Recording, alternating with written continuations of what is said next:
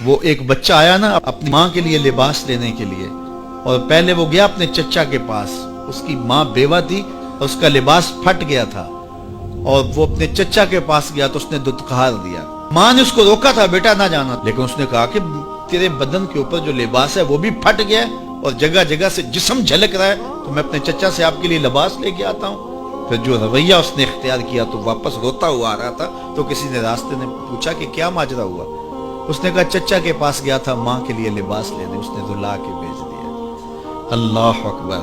تو اس نے کہا کہ جا سین حرم میں محمد نام کا ایک شخص بیٹھا ہوا ہے، اگر تو اپنا دکھڑا اس کے سامنے پیش کرے تو وہ امید ہے تمہیں رد نہیں کریں گے، لیکن سن لے ان کا دین کوئی اور ہے۔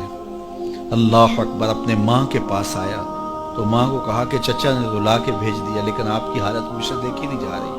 بچہ ابھی شعور کی منزلوں میں قدم رکھ رہا تھا، پہلے بہت چھوٹا تھا، اب اس کے اندر ایک جذبات تھے بچے کے اندر۔ تو ماں نے کہا کہ بیٹا نہیں، ان کے پاس نہیں جانا، سنا ہے کہ جو ان سے ملے دین دھرم چھین لیتے ہیں اس کا۔ اللہ اکبر۔ تو حضور علیہ الصلوۃ والسلام کے پاس جانے سے ماں روکنے لگی، لیکن بچے نے کہا کہ امی میں پکا رہوں گا، بتوں کا وفادار رہوں گا، تم اس ٹینشن کو، اس پریشانی کو چھوڑ دو۔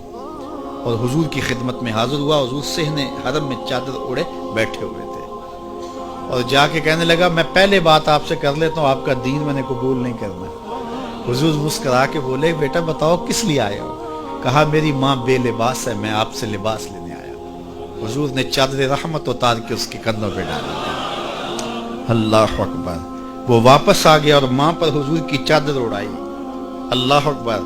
اور ماں نے کہا کہ بیٹے اس نے اپنا دین تو نہیں تجھے دیا؟ کہا نہ، میں نے پہلے کہہ دیا تھا تیرے دین نہیں مانوں گا۔ ماں کہنے لگی پتر اس کا دین ماننا چاہیے، یہ جس نے رحمت کی چادر ہمارے سر پہ تار دی۔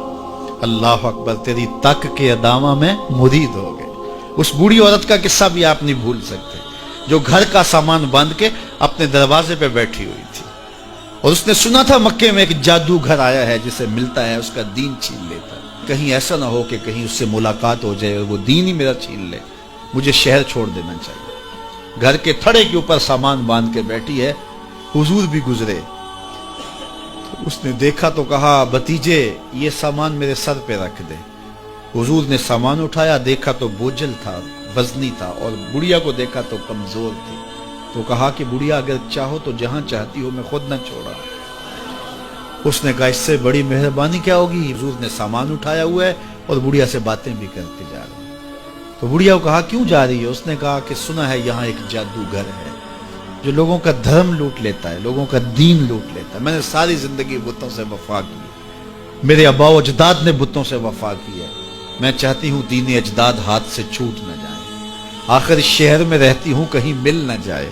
خیر حضور نے کچھ نہیں کہا، اس کا سامان نہیں پھینک دیا کہ ٹھیک ہے تم پھر جاؤ۔ سامان اس کا اٹھایا اور جہاں تک اس نے جانا تھا سامان پہنچایا، سامان سپرد کر کے واپس پلٹنے لگے۔ تو اس نے کہا بچے اپنا نام تو بتا دے، لوگ کہیں گے کہ مکہ چھوڑ آئی ہو تو بتاؤں گی ایک جادوگر کے دکھ سے چھوڑ آئی ہوں، تو وہ کتنا برا بھلا کہیں گے شہر مکہ کو کہ جس مکہ سے لوگ نقل مکانی کرنے پہ مجبور ہو گئے۔